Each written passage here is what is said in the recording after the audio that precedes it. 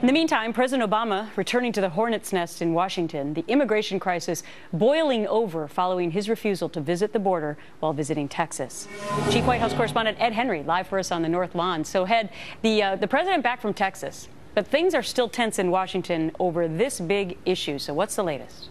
Well, you're right, Gretchen, and I just came back from Texas as well, and I can tell you that local press reports down there say there are still plane loads of unaccompanied minors coming into cities like El Paso, where the Border Patrol are dealing with them, and you've already had more than 60,000 unaccompanied children come in since October. Republican John McCain a short time ago told Fox he thinks that number could reach 90,000 very soon, and that gives you an idea of the pressure right now and how intense it is on President Obama, although Josh Earnest a few moments ago at his daily briefing insisted they are still confident they're going to get this $3.7 billion from Congress. Listen. Republicans have indicated that they share the administration's assessment about the priorities that need to be addressed, and we're open to working with Democrats and Republicans in Congress to get this done.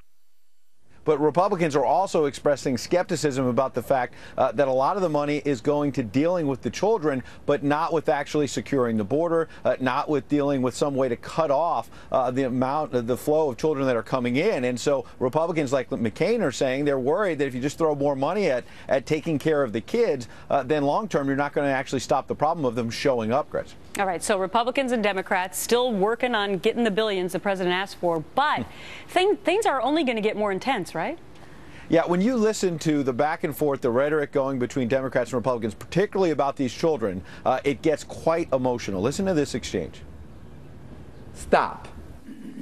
Stop trying to use the children and exploit a humanitarian crisis for political gain. I cannot understand what is not unique about these children today.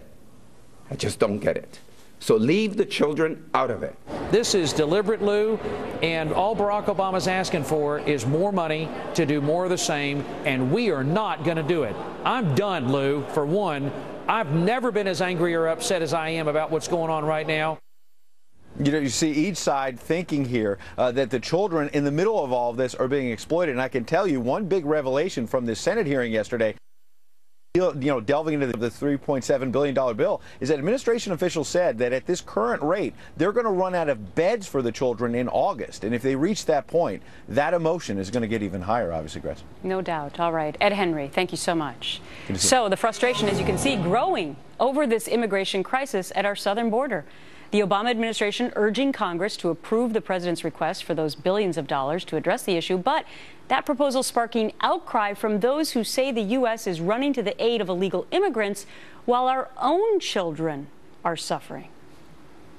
Now billions of dollars want to be borrowed from the White House to help feed and house them. What about the kids here in our neighborhood, in our country? Not just in this neighborhood, but in our country. Keith Weich is a leadership consultant and motivational speaker. Dr. Manny Alvarez is senior managing editor for FoxNewsHealth.com. And Andy Levy, aforementioned, is co-host of Red Eye. Thanks for the pronouncer, by the way. Absolutely. All right, guys, so serious issue here.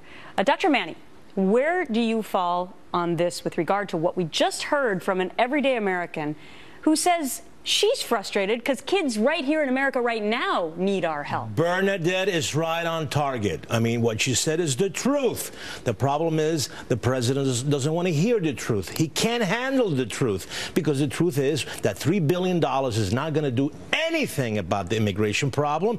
He's going to use that money to, yes, facilitate entry and make those children safe. Very honorable thing to do. But the problem continues to be the immigration that's happening, uncontrolled immigration. You know, as a Latino, I am ashamed of the Latino leaders in this country. You know why? Because why don't you talk about the Latino countries like Mexico gets $500 million from the United States in AIDS, Guatemala, Colombia, another $400 million in AIDS.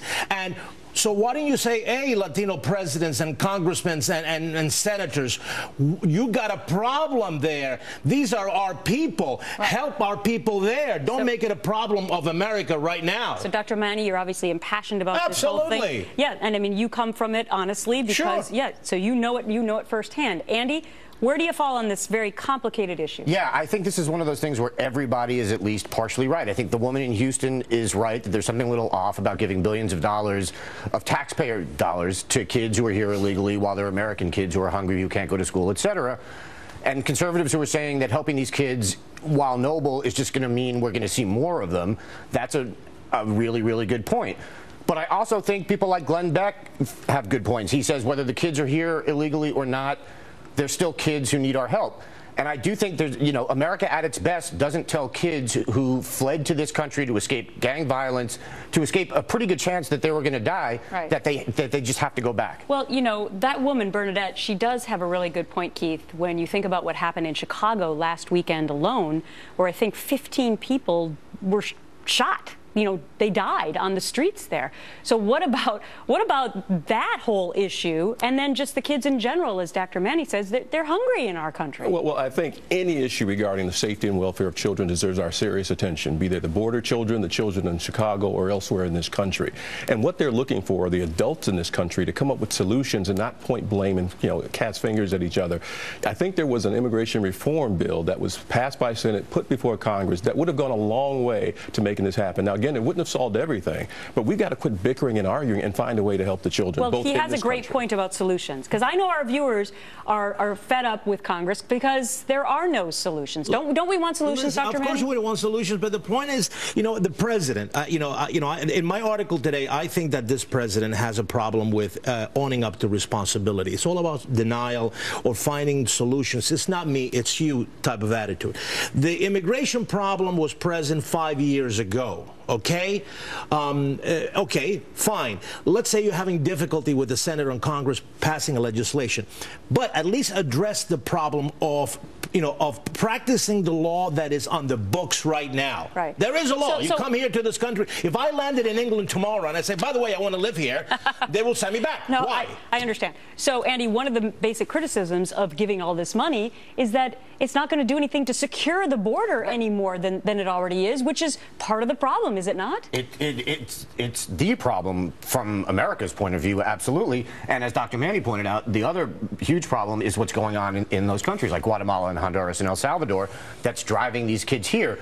But at the same time, you've got these kids, these unaccompanied minors who are here.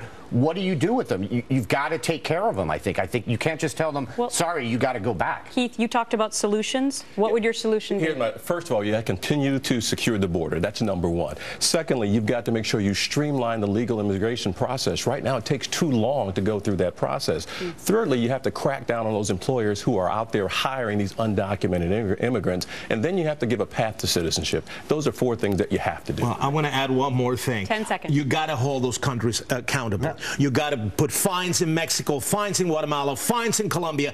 Take some of the aid away and use it to help the children that are now at the border. Great discussion with the 3 of you, gentlemen. Thank you so much. Thank you.